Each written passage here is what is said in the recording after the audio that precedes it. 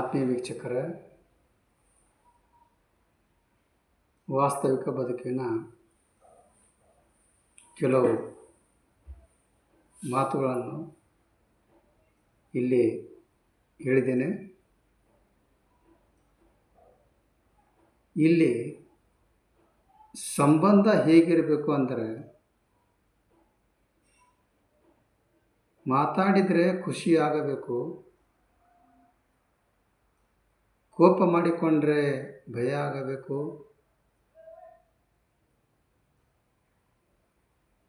ಕಷ್ಟ ಹೇಳಿಕೊಂಡ್ರೆ ಸಮಾಧಾನ ಆಗಬೇಕು, ತಪ್ಪು ಆದರೂ ಜೊತೆಗೂಡಿ ಬಾಳಬೇಕು. ಹೆಂಡತಿ ಎಂದರೆ ಭಾರ ಅಲ್ಲ, ಒಂದು ಬಂಧನ, ಕೊನೆಯವರೆಗೂ ಒಂದು ಜೊತೆ. ಇಲ್ಲಿ ಈ ಸಮಾಜದಲ್ಲಿ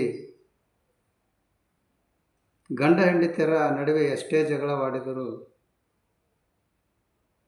ಮರುದಿನ ಏನೂ ನಡೆದಿಲ್ಲ ಎಂದು ನಗುನಗುತ್ತಾ ಮಾತನಾಡುವ ಹೆಂಡತಿಯು ಸಿಕ್ಕಿದರೆ ಈ ಜೀವನ ಸ್ವರ್ಗಕ್ಕೆ ಸಮಾನ. ಹತ್ತು ಬಿಡು ಸಮಾಧಾನ ಆಗುವಂತೆ, ಮರೆತು ಬಿಡು ಅಪ್ಪಿತಪ್ಪಿಯೂ ಮತ್ತೆ ನೆನಪಾಗದಂತೆ. ನನಗೆ ಯಾರೂ ಇಲ್ಲ ಅಂತ ಚಿಂತಿಸುವುದಕ್ಕಿಂತ ನನಗೆ ಯಾರು ಬೇಕಾಗಿಲ್ಲ ಅಂತ ಬದುಕೋದೇ ಪಾಡು. ಇಲ್ಲಿ ಭಾಷೆ ಅರ್ಥವಾಗದವರ ಜೊತೆ ಹೇಗೋ ಬದುಕಿ ಬಿಡಬಹುದು,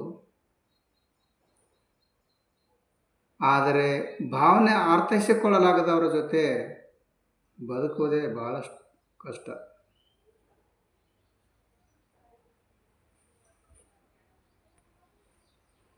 ಇಲ್ಲಿ ನಾವು ಗೆದ್ದಾಗ ಚಪ್ಪಳೆ ಹೊಡೆಯುವ ಗೆಳೆಯರನ್ನು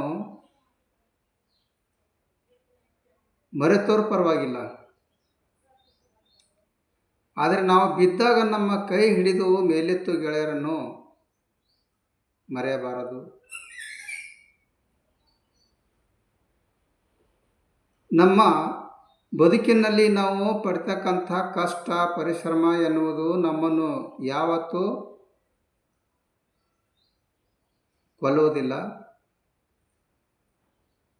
ಆದರೆ ನಮ್ಮಲ್ಲಿ ಮನೆ ಮಾಡಿರುವ ಚಿಂತೆ ಎನ್ನುವುದು ನಮ್ಮನ್ನು ಕೊಲ್ಲುತ್ತದೆ. ಅದಕ್ಕೆ ಚಿತೆಯು ಸತ್ತ ದೇಹ ಸುಟ್ಟರೆ ಚಿಂತೆಯು ಜೀವಂತ ದೇಹ ಸುಡುತ್ತದೆ.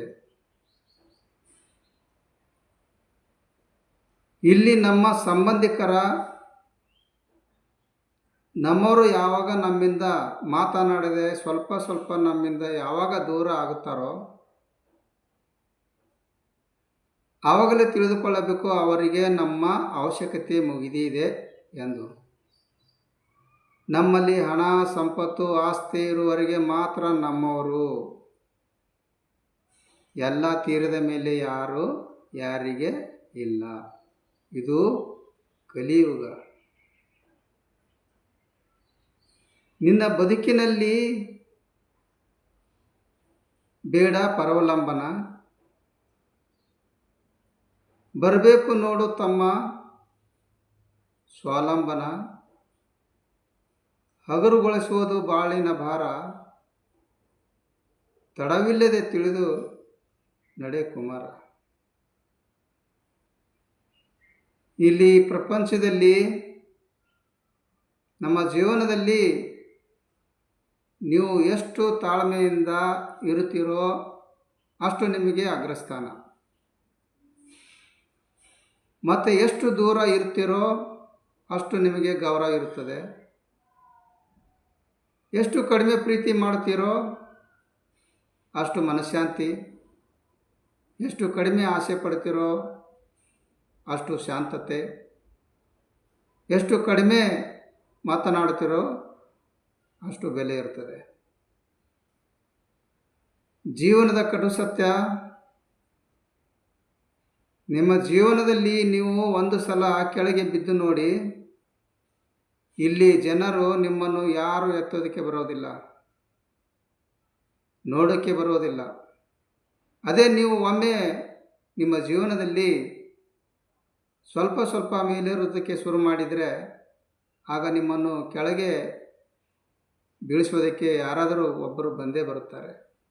ಹೇಗಿದೆ ಈ ಸಮಾಜ? ಇಲ್ಲಿ ಈ ಸಮಾಜದಲ್ಲಿ ಜೀವನದಲ್ಲಿ ಯಾರು ನಿನಗೆ ಕಷ್ಟದ ಕಾಲಕ್ಕೆ ಸಹಾಯ ಮಾಡುತ್ತಿರುತ್ತಾರೋ ಅವರನ್ನು ಯಾವತ್ತೂ ಮರೆತು ಬಿಡಬೇಡಿ. ಯಾರು ನಿನ್ನನ್ನು ಪ್ರೀತಿಸುತ್ತಾರೋ ಅವರನ್ನು ಯಾವತ್ತೂ ದೂಷಿಸಬೇಡಿ. ಯಾರು ನಿನ್ನ ಮೇಲೆ ನಂಬಿಕೆ ಇಟ್ಟಿರ್ತಾರೋ ಅವರನ್ನು ಯಾವತ್ತೂ ಮೋಸ ಮಾಡಬೇಡಿ. ಕರುಣೆ ಎನ್ನುವುದು ಇಲ್ಲಿ ಯಾರ ಮೇಲೆಯೂ ಬೇಕಾದರೂ ಬರ್ಬೋದು, ಆದರೆ ಕೋಪ ಮಾತ್ರ ನಾವು ಪ್ರೀತಿಸುವವರ ಮೇಲೆ ಮಾತ್ರ ಬರುತ್ತದೆ. ರಕ್ತ ಸಂಬಂಧ ಇರುವ ಬಂಧುಗಳು ತೋರಿಸುವ ಪ್ರೀತಿಗಿಂತ ಏನು ಸಂಬಂಧ ಇಲ್ಲದೆ ಇರುವ ಆತ್ಮೀಯರು ತೋರಿಸುವ ಸ್ನೇಹ, ಪ್ರೀತಿ, ವಿಶ್ವಾಸ ತುಂಬ ಶ್ರೇಷ್ಠವಾದದ್ದು. ಇಲ್ಲಿ ನಮ್ಮ ಜೀವನದಲ್ಲಿ ಒಂದು ಅತ್ಯಂತ ಕಠಿಣ ಕೆಲಸವೆಂದರೆ ನಮ್ಮವರಲ್ಲಿಯೇ ನಮ್ಮ ಸ್ವಂತ ಜನರನ್ನು ಹುಡುಕೋದು. ನಮ್ಮವರೇ ನಮಗೆ ಕಷ್ಟಗಳಿಗೆ ಆಗಿಲ್ಲ ಅಂದರೆ ಅವರೊಂದೇ ನಮಗೇನು ಅಂಥವ್ರನ್ನು ತಿರುಗಿ ನೋಡಬಾರದು. ಇದೇ ಸ್ವಾಭಿಮಾನದ ಬದುಕು. ಇಲ್ಲಿ ನಮ್ಮ ಬದುಕಿನಲ್ಲಿ ನಮ್ಮ ಸಂಬಂಧಗಳನ್ನು ಉಳಿಸಿಕೊಂಡು ಬಾಳಬೇಕು ನಿಜ, ಆದರೆ ನಮಗೆ ಗೌರವ ಸಿಗದ ಸಂಬಂಧದ ಜೊತೆಗೆ ಇಲ್ಲ. ನಮ್ಮ ಬದುಕಿನಲ್ಲಿ ತಾಯಿ ಇಲ್ಲದ ತವರಿಗೆ ಹೋಗುವುದಂದರೆ ಅದು ದೇವರಿಲ್ಲದ ಗುಡಿಗೆ ಹೋದಂತೆ. ಮತ್ತೆ ತಂದೆ ಇಲ್ಲದ ತವರಿಗೆ ಹೋಗೋದೆಂದರೆ ಅರಸನಿಲ್ಲದ ಅರಮನೆಗೆ ಹೋದಂತೆ. ಇಲ್ಲಿ ಸಮುದ್ರದ ಮೇಲೆ ಬಿದ್ದ ಮಳೆಯಾಗಲಿ, ಹೊಟ್ಟೆ ತುಂಬಿದ ಮೇಲೆ ನೀಡಿದ ಊಟವಾಗಲಿ, ಶ್ರೀಮಂತರಿಗೆ ನೀಡಿದ ಉಡುಗೊರೆ ಆಗಲಿ, ನಡು ಹಗಲಿನಲ್ಲಿ ಹಚ್ಚಿದ ದೀಪ, ನಿಯತು ಇಲ್ಲದವರಿಗೆ ತೋರಿದ ಪ್ರೀತಿ ಎಲ್ಲವೂ ವ್ಯರ್ಥ.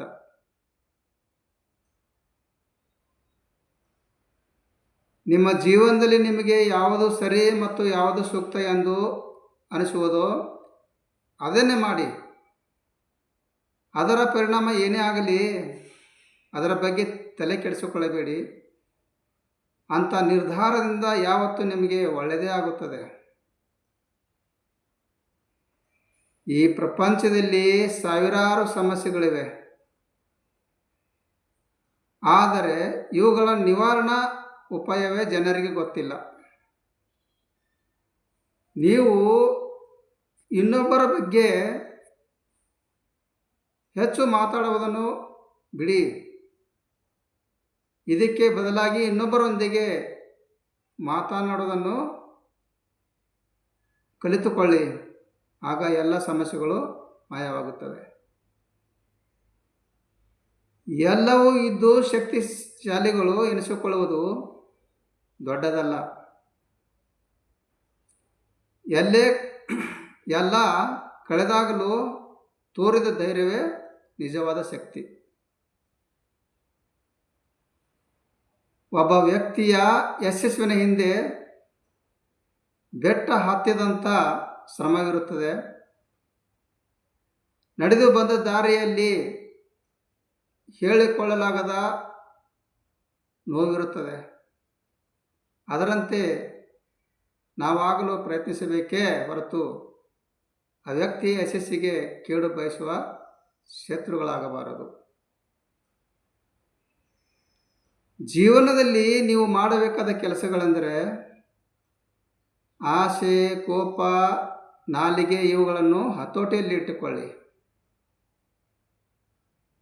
ವ್ಯಾಪಾರ, ಮದುವೆ, ಪ್ರಯಾಣ ಇವುಗಳಿಗೆ ಯಾವತ್ತೂ ಆತುರ ಪಡಬೇಡಿ.